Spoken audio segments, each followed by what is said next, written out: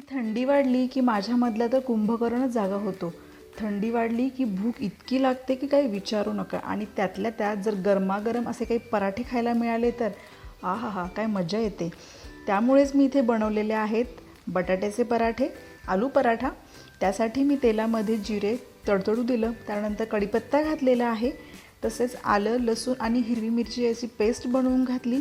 त्यानंतर त्यामध्ये बटाटा मिक्स करून घेतला. मग त्यामध्ये थोडीशी आमचूर पावडर, चवीनुसार मीठ घालायचं, कोथिंबीर घातली आणि सर्व व्यवस्थित मिक्स करून घेतलं. आणि आपलं स्टफिंग तयार आहे.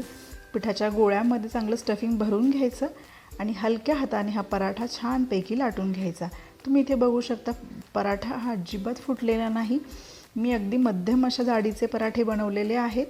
आणि तव्यावरती छान तेल लावून खरपूस रंगावरती हे पराठे भाजून घ्यायचे.